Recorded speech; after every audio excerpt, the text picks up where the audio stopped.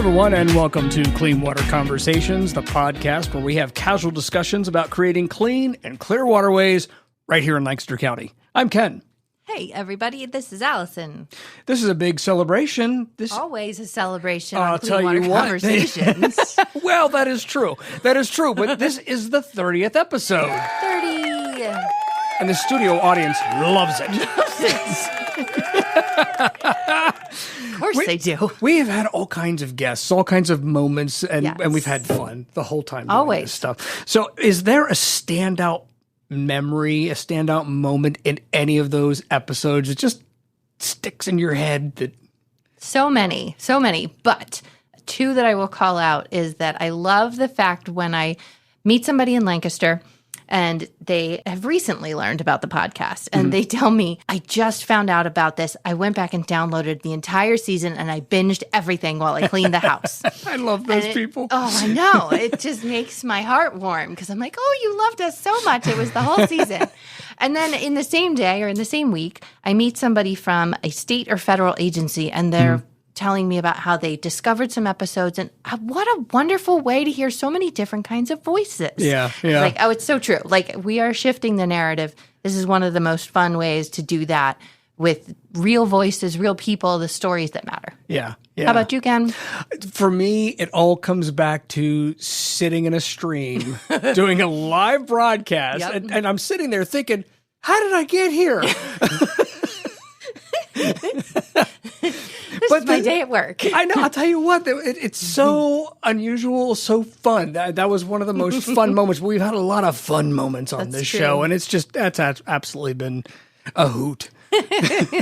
And there's so much more to come. Yes, It's only episode exactly. 30. Yeah, there you go. Hey, you know what? Speaking of episode 30, we have a great guest Oh, today. yes. Dr. Patrick Fleming is the Associate Professor of Economics and Public Policy. He's Program Chair of Public Policy at Franklin and Marshall College and the Co-Director of the Chesapeake Watershed Initiative. And now, because Franklin and Marshall College was said in the introduction, the rest of today's episode will use F&M. Check it out. Maybe best case scenario could encourage people to invest in more renewable energy forms or potentially nuclear. There'll be a renaissance of nuclear, which is also a little bit controversial, but it's at least... Thank you for pronouncing that word correctly. The number of people who do not is astonishing and saddening. Yes. Nuclear. Yes. So while we're on that, let's start things off with an icebreaker. Now, you wear some unique hats. Your roles are really varied. If you could switch roles with a celebrity for one day, who would it be and why? That's a good question. I think I'd always wanted to be a veterinarian as a kid. And so somebody like Dr. Pohl or maybe James Herriot, who wrote the All Creatures Great and Small books, All right. would be really, really cool, I think. You know, I work on a farm as well as being an academic. And so I get to work with animals a lot, which I like. Yeah, I've always been an animal person. I love animals. And big animals, too, are interesting. To like drive around the English countryside with James Herriot and see beautiful old farms and help farmers to keep their animals healthy. That would be a nice day. Oh, very cool. Yeah. Dr. Patrick Disney Plus special. There we go. Ooh. I didn't know I'd get a TV show out of it. The celebrity part, yeah. There you go. I think there's plenty of people that would say you are a celebrity, so they may switch with you. Oh, There you I go. don't know about that. Well, thank you. How about you guys? Yeah, I honestly can't think that's of too many that I would switch with. You know what? I think I'd maybe switch with Ryan Reynolds just because he looks like he has so much fun That's in like true. everything he does. Mhm. Yeah. So, yeah. Mhm. How I about don't you, know. Allison? I don't know. I've been watching Brene Brown pieces lately, and so I think I'm confusing my answer, though, of like I'd like to hang out with her, not switch with her. Right. So, Right. That's a different thing. yes, Uh-huh. yes. What does that change your answer? Would you hang out with somebody, a different person? Like if it was a dinner with somebody, it would Yeah. probably change my answer. Okay. Who would I I'm have curious, dinner who would that be? Well, if there was music after dinner, maybe Yeah. Chopin. Listen to some Oh. piano music. There you go. I don't know Okay. if I could talk much with him in Polish or French. But, yeah. But I'd love to hear some True. of these classic musicians play. Wouldn't that be? Yeah. But like, dinner with Ryan Reynolds would be fun. That's Yes, yeah, absolutely. Or Will yeah. Ferrell. Yeah. I'll just sit and stare. You guys can chat. Yeah. So you have a fascinating origin story. Air quotes Air included. quotes, yeah. Well, that's how it's written on my paper. So I figured, I was bitten by a spider. That makes so much sense. And now I can... What is your background? Where did you grow up? I grew up in the Lehigh Valley. Okay. So not far from Lancaster, hour and a half away. And did not grow up on a farm. Mm-hmm. My dad was a chemistry professor. My mom was a nurse and didn't have much background in agriculture, but ended up in farming over time. Yeah. So my wife is from Lancaster, and she grew up on a farm. We met when we were 17, and at the time had no intention of coming back to the farm and farming. Oh, wow. Yeah. We sort of, we figured like most people, we'd end up with a job in some city, Mm-hmm. go where the job is.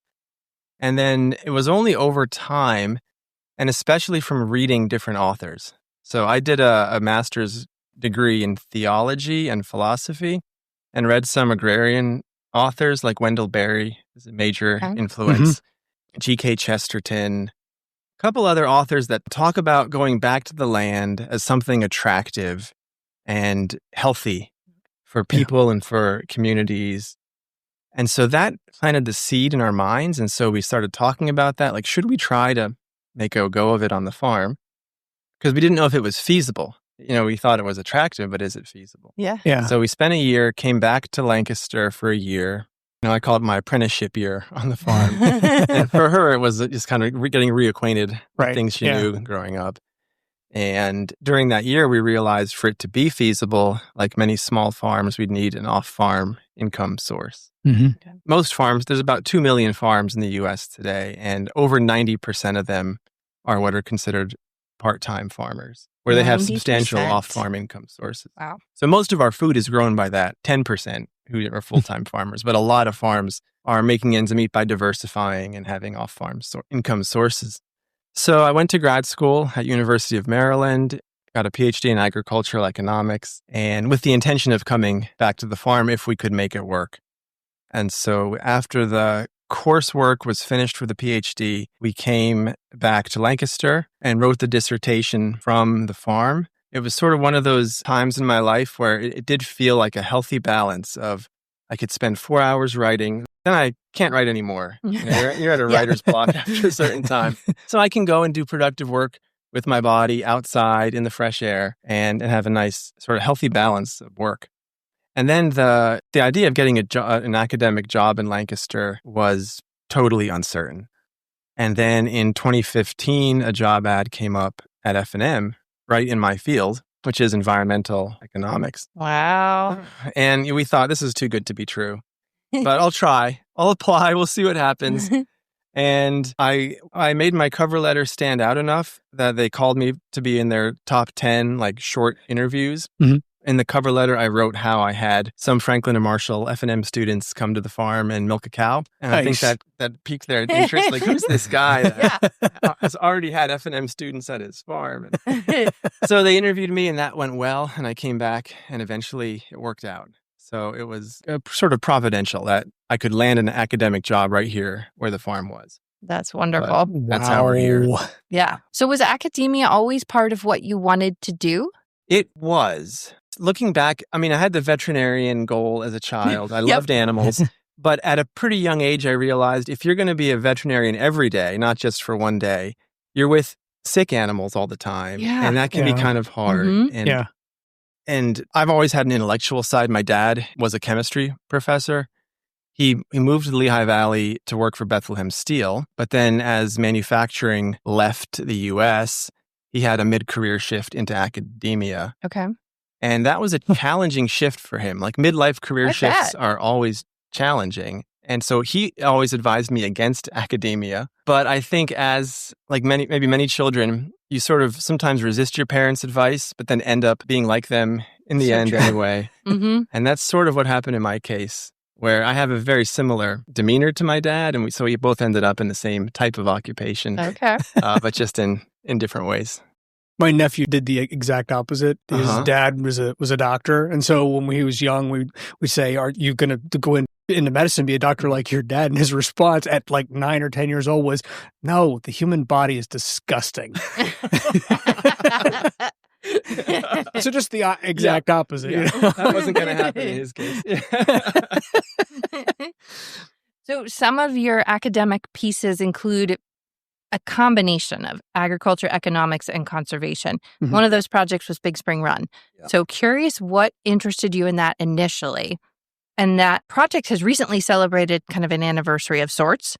And so what's kept you interested? So coming from a background in agricultural economics at University of Maryland, I worked on water quality issues there, Chesapeake Bay, how effective cost share programs are at encouraging farmers to adopt conservation practices. And the kind of conventional wisdom in that field is that the most cost-effective practices, the ones that will really get you the most improvement in water quality per dollar spent, are the agricultural practices.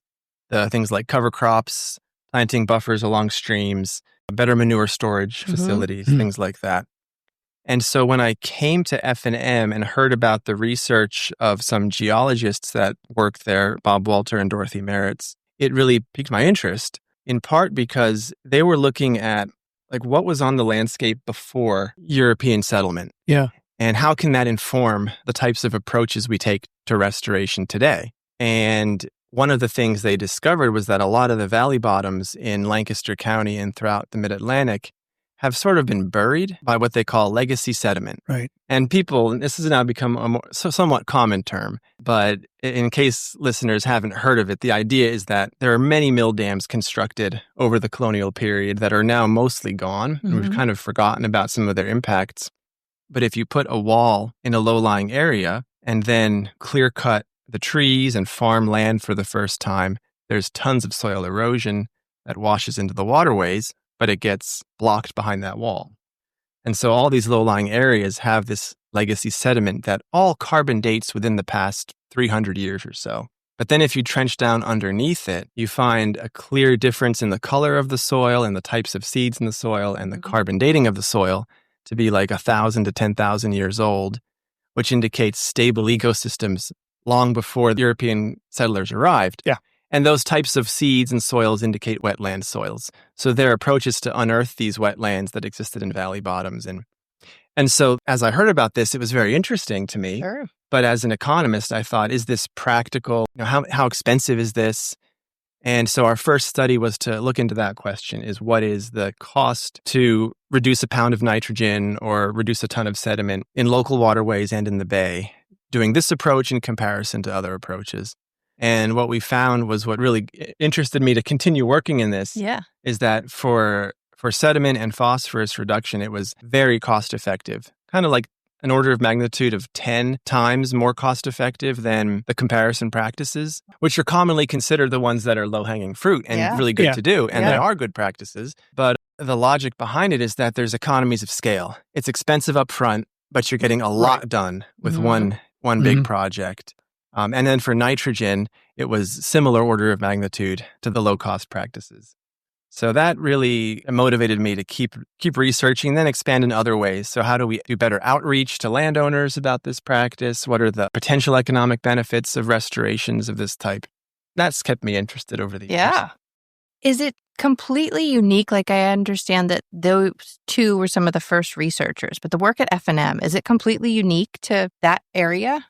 To that institution? Or to yes. Yeah, no, it's not. It's now spread. And there are other researchers that have picked up the baton. There's some folks at University of Delaware, like Sriram Inamdar, at Virginia Tech, at USGS, the U.S. Geological Survey. Nice. Almost got me there. You're quicker than my hand, that's for sure.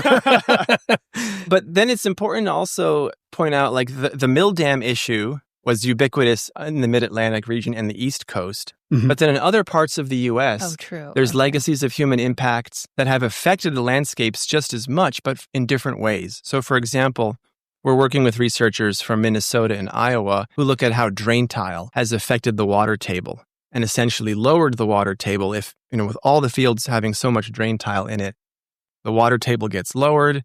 You end up with streams that have steep stream banks and have a lot of bank erosion, similar to what you see here, but for a different reason. Now, that's not a phrase I'm familiar with. What is drain tile? Drain tile is sort of a plastic tube that's put under the ground to help water escape from a low-lying or wet area. Gotcha. And so many farms in wet regions have done this to make that land accessible or tillable to be able to plant crops. Do you think there's any lessons that Lancaster partners would need or should be aware of? Like, there's so many things that you all have learned from places like Big Spring Run, but thinking of how we can take bite-sized pieces of that or how we can be better because of it.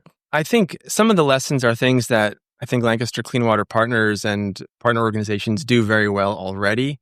Like, one is not to have a one-size-fits-all approach, but sort of to look at an individual location and what's appropriate based on the history and the current land use of that location.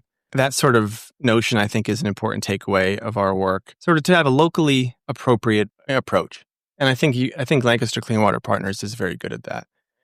I think another lesson is that we're still learning. Yeah. I think sometimes we can have the impression that we know what to do and let's just scale it up. The limitation is we need more funding, and then we can just scale up what we do. Wash, rinse, repeat, and that's the best way. But we are really still learning about what works best in terms of implementation and when and where it works best. And also outreach strategies, like what works best to connect to landowners and to get people on board. And so I think paying attention to the research is an important takeaway.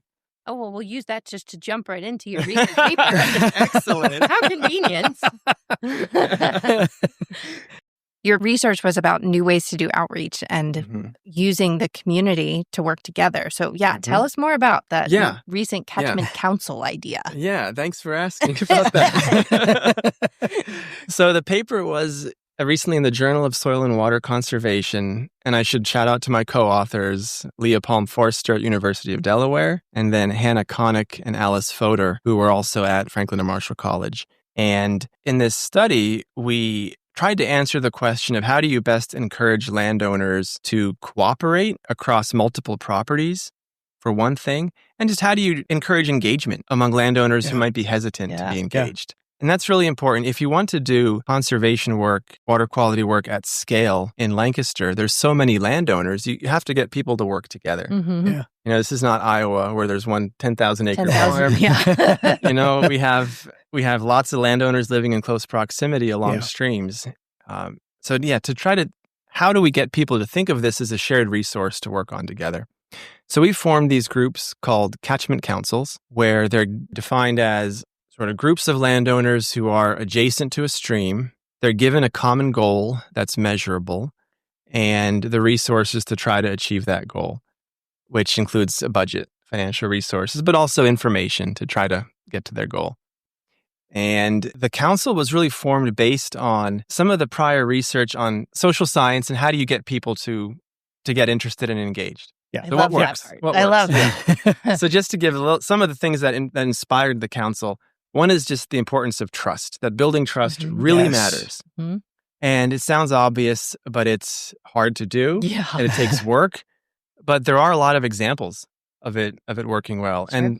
And one of the Nobel laureates of economics that I love and that I've followed over the years, she was the first female Nobel laureate in 2009, is Elinor Ostrom. And she spent her career studying this question of how do people manage, like what marks the groups that are managing a shared resource well versus those that are not managing it well. And at the end of her Nobel laureate acceptance speech, she makes this simple point that I think is really profound. But she says the key difference she saw are groups that manage shared resources well are groups where there's trust. People trust each other within the group. And that trust, she often found, is based on an ability to monitor the condition of the resource. So people can see if it's getting better or worse. Oh, yeah. If somebody undertaking a certain action is causing a problem. Yeah. This ability to monitor is helpful not just for learning what works, but also for building trust to see what's effective and what's not. Wow. So that that really inspired me. So we tried to build trust in the group through bi-monthly meetings, and we had a very intensive kind of outreach.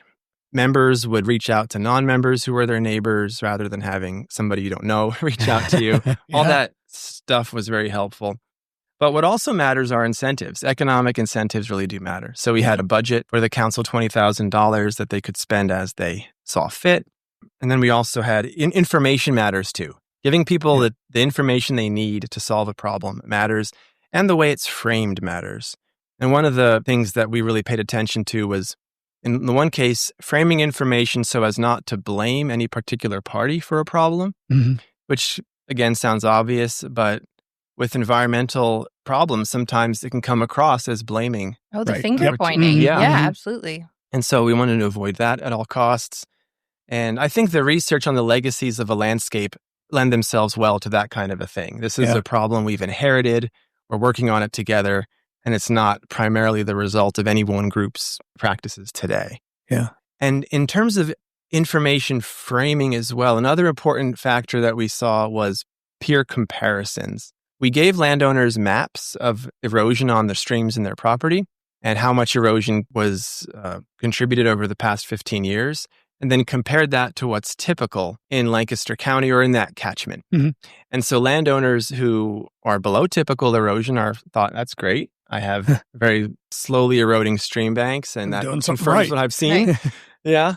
Or I'm lucky to be in this location. And and landowners with high erosion properties kind of felt like, wow, I didn't realize that. Like, I've seen a lot of erosion, and now I see that it's also much more than what's happening on my neighbor's parcels. And so maybe it's not inevitable. Maybe something can be done about it. So framing the information was important. And so in terms of takeaways, we worked together for a year with the landowners. This was on Indian Run in Little Conestoga Watershed. We had 11 households participate out of 30 that we invited. So decent participation, about a third of the landowners. And what we found, some of the most important factors for people participating and then being open to doing restorations, probably the most important thing, was having high stream bank erosion rates on your property itself. Like seeing the problem that we're trying to solve as relevant to you was key. So I think that information provision was one of the key ways to get people engaged who were among the high eroding parcels. Yeah. Another takeaway, which was interesting to me and as an economist, somewhat surprising, was that the financial incentives were not as important as I thought they'd be. Yeah. Universally, in the interviews we had afterwards, everybody said the incentive was nice. You know, the participation bonus was nice, but it was not my main reason for participating. Yeah. It was more the environmental goal itself was more important. Some people described it as a nice additional push or a little nudge to help value their time, but that was not the primary motivator. It's more intrinsic, at least in this case, more intrinsic motivation. Yeah. That's a fascinating piece, because I know that you've said that with the results of this, but I've also heard it from Gordon Hoover. And I appreciate what you said, that your research was in cost share programs, because so many times we all think if we show up with more money, if we show up with more financial options, that's what will make somebody more likely. But you're finding that not true. In our case, it was the information. Yeah. Wow. You mentioning Gordon Hoover made me think of that. Has your experience in farming helped build trust as you talk to a landowner that might be a farmer? I think that does help. One farmer said to me in particular, the way that I framed it as not being an issue that's caused by farmers was really key. Right. He felt welcome in the group and that he wouldn't be singled out. And I think that does help. Yep. Wow. Yeah. To understand that context is important. And just if I could say one last takeaway from the study, the importance for the people who participated, they all said, in addition to the environmental goal, building community with our neighbors was a good benefit in itself. Oh, yeah. I love that part. You know? Yeah. It's like we often think of a community on our neighborhood and our street and not along a stream. But this sort of developed the idea of the stream being a source of shared togetherness, community, and people liked that. They like getting to know their neighbors. Like on average, the average council member we had in this group knew 4 of their neighbors along the stream beforehand, but then 9 by the end. So it really expanded who they knew up and down the creek. And the impact of that on conservation work in the long run, I think there's a lot of potential there. if people begin to see it as something we can work on together, trust each other along the stream. We didn't see any immediate impacts of that, but we had 3 restoration designs that were put together as a result of our group, which were done by 7 households working together. That's kind of a neat example of the power of this catchment council approach to get people to work together. Yeah. Wow. And now you are working with Chesapeake Watershed Initiative. Mm-hmm. Tell me about that project.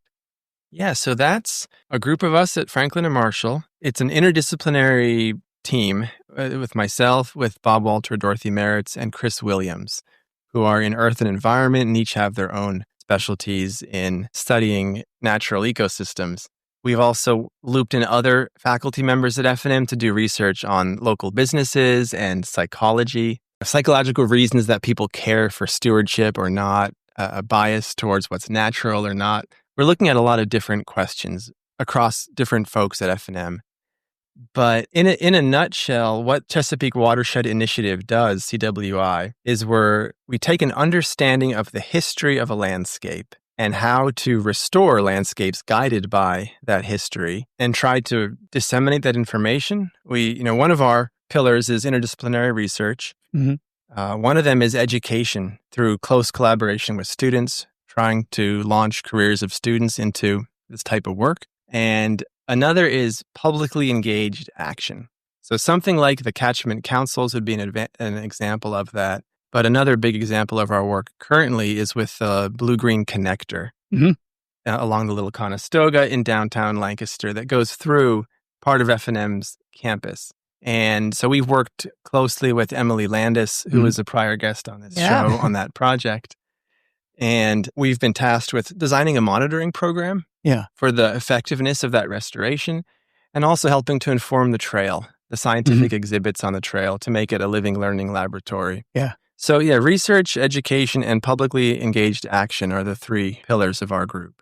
It's so fascinating because you said the social side of it is not often as, it's not the go-to for nitrogen reductions or thinking about how we achieve conservation goals. So how are you changing that narrative? How are you making it about the social science? You do such a wonderful job of blending it often with the technical or chemistry side or something. But Yeah. It's hard to work together across disciplines. There's different languages. Yeah. There's... Oh my gosh, the acronyms, Ken. Yeah.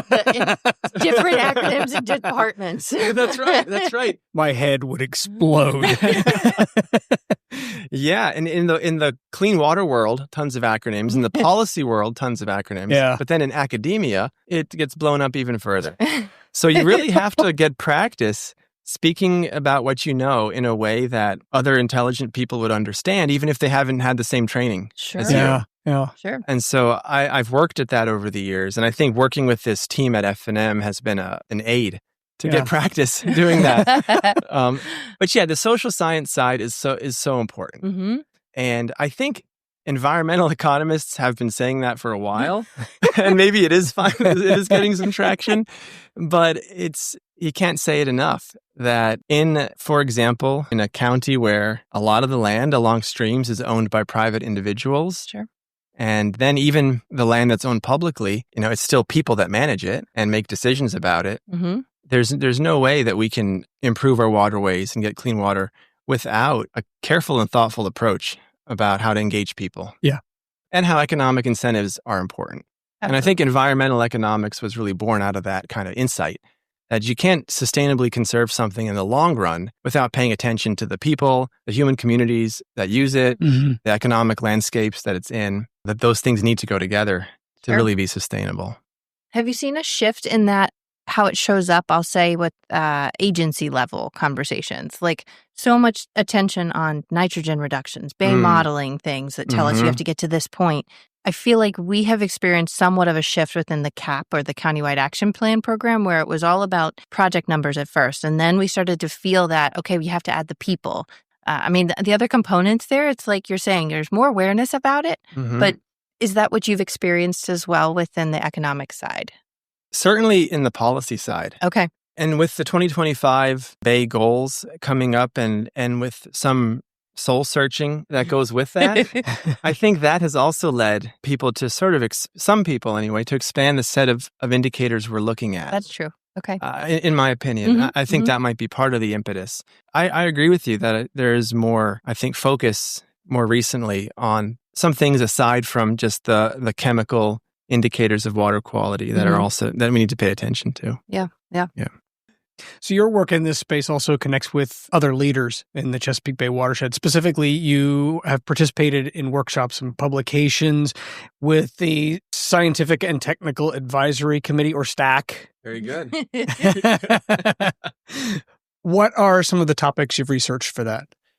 Yeah, so the first STAC meeting I was a part of was on the steering committee for a workshop on targeting of best management practices. And the idea there is, if we want to be more efficient and we want to maybe move the needle more noticeably on water quality, perhaps it's better to target certain high impact areas, target parts of the landscape, or target certain practices that are most effective, rather than what you might call a first come, first serve approach. Yeah. Which, given the kind of nature of a lot of the cost share programs and how, it's voluntary, which is a good thing. And limited dollars. Yeah. It can sometimes be not targeted, but more based on willingness at a given moment in time. Yeah. So there's a lot of ways to define a targeted program. And so we looked at what are different ways you can design targeting in the context of improving water quality. Pay for performance is one way. Using aerial mapping imagery to target certain high impact areas is another. So that was the overall goal of that meeting, was to try to learn from this, to try to be a little more efficient. How do you get the most bang for your buck of public dollars? And since then, I've participated in workshops on monitoring and more recently on market-based approaches to improving bay water quality. And I've enjoyed all of them. STAC does good work. And I think the common thread of some of the meetings I've been a part of is trying to really make a measurable or noticeable impact on water quality. Yeah. Because there's a lot of money spent and a lot of effort spent. And if the results aren't what you expect, how can we learn from that and improve? So targeting market-based approaches, sort of innovative ways to try to actually make a difference with water quality. I'll be a little selfish with my question of, in those kind of conversations, have you seen a shift in the way that Lancaster is talked about? That's a really good question. And I can't say with certainty. I haven't been in a lot of the conversations. But over the years since I started thinking about these issues at University of Maryland, then through the STAC workshops, my impression is that 10, 15 years ago, Lancaster was more seen as the black sheep in the Bay, sort of the agricultural epicenter of pollution sources. And more recently, within the past 5 years or so, there's been, I think, a change in narrative about Lancaster being more of a partner, more of a, somebody who's integrated with the work and really important to the work, and less of a black sheep. That's I have a limited set of of experiences to compare that with. Your interaction with people at different levels and different kind of expertise is an especially important one, because hearing about, I think from that Bay perspective especially, how Lancaster is viewed, experienced, and then interpreted. Does it change the kind of finger pointing? Does it change the way that people set the table for those conversations and for the people that need to be there for, I think, some of what you were describing of the social science side of what are the kinds of resources we need, and then making sure that it gets to the right places. So I appreciate your distinction on targeting too, because we have those conversations a lot of like, do people feel that the finger pointing makes them the target? And then, as your study found, like, people don't want in on that kind of project. That's right. So, That's right. Yeah, I think that is a big part of why 2025 resonates somewhat for Lancaster, but it's still, we're focused on local waters. It will literally trickle downstream to improve at the Bay over time.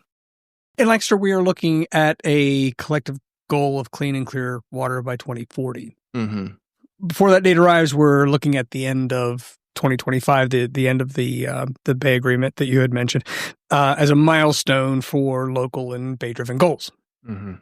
What brings you excitement and eagerness as we all look beyond 2025? Yeah. And I think for my own work as somebody in academia, I have a long timeline. 2025 isn't my own personal, deadline or milestone. Right. But yet the Bay goals and the total maximum daily load, TMDL goals, which had a 2025 deadline, were always in the policy discussion of why this matters. Yeah. What's the policy relevance of the work we're doing? Yeah. So it really gave this work a hook to a lot of audiences. Yeah. And now that we're approaching it and people are coming to terms with the fact that those goals will not be met, I think has led to a certain reckoning, like I was mentioning. And there was this big report that came out last year, the Comprehensive Evaluation of System Response, or CESAR. CESAR's so much easier. It is, yeah. I just couldn't get buzzed. You are doing a really amazing job at that, by the way. Thank you. It's being a professor gives practice. But that report was great, in my opinion. Yeah. Mm-hmm. And it was very honest about asking questions of, for example, what's feasible given our current state of development in the Bay watershed. If we're far from achieving the goals, why haven't we? And then also, if we're putting a lot of management practices in place that the Chesapeake Bay model says will do X, Y, and Z, but then in the monitoring data we don't see that, what are we missing in the model? Yeah. And I think this 2025 deadline that's now passing has led people to ask these questions, which I think are really important and good questions. So that does excite me. To think of a broader set of indicators, not just nitrogen, phosphorus, and sediment, but also ecosystem health writ large, and also how that connects with our current state of economic development and agricultural development in the region. And then if the system is not responding in the way our model says it should, what can we learn from that? Sure. And I think the research that our team is doing at F&M can speak directly to that kind of a question. Yes. Tying it back to that local piece for sure. Mm-hmm. Let's go local. Let's talk about your family. Oh, local all farm. Right. So you're working with a lot of people all over the Chesapeake Bay region. And yet, and amongst all that academia, you're also doing chores, feeding baby goats. Tell us about your family's incredibly unique life at Burden View Farms. Yeah, thank you. It is a unique life. A lot of juggling and balancing act. And at its best, it can feel healthy. And at its worst, it can drive you crazy. Yeah. For sure. But I do love the work of farming along with the work of teaching and research. So holding them together is worth it and fun. And on the farm, so we farm 99 acres. Some of those are rented. And we do beef cattle, grass-fed beef, and crops are the two primary agricultural things we sell. And then we have a bed and breakfast and also do farm tours. So the bed and breakfast is very busy. We have 7 rooms, and over the summer, they're always booked. So we're serving breakfast to 25, 30 people a day. Wow. With a lot of farm-to-table stuff. So sausage from our own cows or pig. Yeah. Potatoes from the garden, eggs from our chickens. It is I think a nice experience for a lot of people to see the connection between the food they eat and where it comes from very directly. Yeah. And that's our wheelhouse in terms of who comes to the farm are often families with kids that want their kids to see that connection firsthand because it's so rare today to have that connection to agriculture. Yeah. I think I mentioned earlier, it's very common or often the case these days that farms have other income sources. So this is sort of a part of that trend of diversifying income with agritourism and with inviting people to your farm. And it's in Lancaster County, I think we're lucky because we have a lot of visitors. Tourism is very vibrant here. And so we don't have to advertise to get people to the county. It's just more a matter of finding us at the farm once they're already here. Yeah. Now, you had mentioned agritourism. Lancaster County is currently pushing for ecotourism in the form of like outdoor recreation, thinking of kayaking, biking, hiking, for example. Do you see agritourism and ecotourism working together? And if so, what could they accomplish here in Lancaster County? I think they do. I think they do combine. I mean, being outside on a farm, participating in farm chores, which is what we do. It's obviously very easy participation. We're not having people literally clean manure out of the barn. But Oh, my kids will come do that. yeah, Yeah. send them over. Happy to. But milking a cow, looking for chicken eggs, feeding animals. Sure. It's outdoor, it's active, Mm-hmm. and it's recreation. So yeah, I think they do fit together for sure. Lancaster County making tourists healthy one at a time. Yeah. That's right. I mean, on one extreme, you see agritourism also being like a theme park. It can get very huge Mm-hmm. and become agritourism becomes the main event as opposed to a side part of a farm. Yeah. So, is a theme park outdoor recreation? Maybe you're outside. Sure. You're recreating. Sure. So with an inclusive definition, there's a lot in Lancaster already. And it's good to hear that there's this renewed emphasis, though, on it, on kayaking and getting Love outside in the water. It's good. Well, sort of as you were saying with the agritourism side and the importance of agriculture in our economy, I think that there's this opportunity that we're hearing from partners like EDC Lancaster County to talk about how there has to be clean water for... Not an acronym, by the way. Correct. They are EDC is what they're, yes. Ah, okay. Just so that we don't go, hey, you missed one. I was about to reach for the no. Ezra might correct me, but I don't know. But he's emphasized how the economy depends on clean water for things like that, like the growth of outdoor rec. You have to have waterways that sustain kayaks, that sustain fishing, and then you can start to build the river towns, and then you can start to build the breweries next to it, and then agriculture intersects with that so often. And so I see it as this mutually beneficial situation. You're exactly what you're saying, how Lancaster's this unique place for that, have been able to embrace it. Many people have embraced it and have seen, I think, healthy ways for it to grow. I think that's where also the Lancaster, humble piece shows up of how you want to do this, do it well, honor that culture, honor the legacy.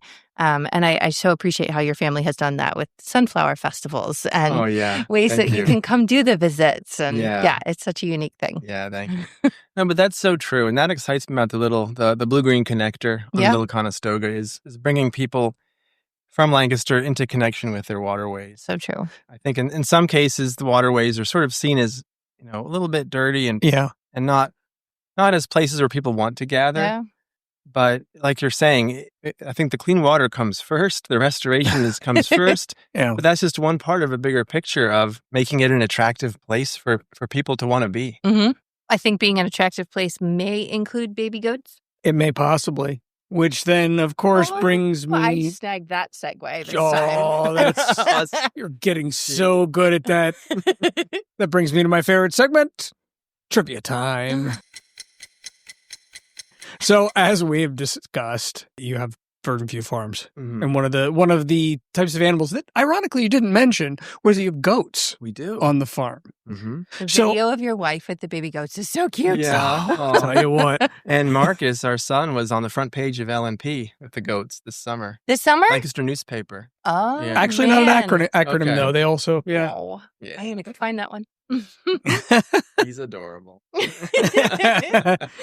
So this might be an easy round for you. So we're gonna talk about goats. I'm not a goat expert. If it was cows, I'd be confident. I think you'll do just fine. Okay. What is a group of goats called?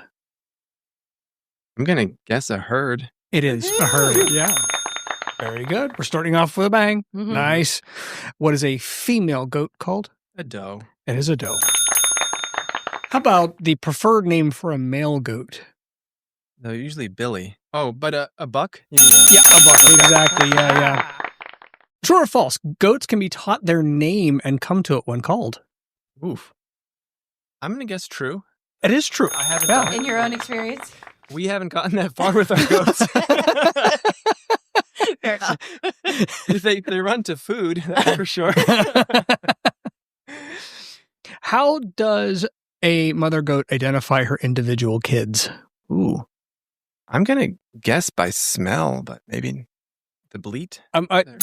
You're exactly right. It is by their scent and their call. Oh, both. Yeah. Nice. That makes sense. I think that's Very probably good. true for humans too. Yeah. Yeah, that's very true. Can goats climb trees? They're very good climbers, but they can't, unless there's a low-lying branch, they're not going to go up a vertical surface. Mhm. Actually, they Yeah? can climb trees. Yeah. I want to see that Wow. tree. It's the goat tree. I'll take you out there Specific later. kind of goat. Yeah. Uh-huh.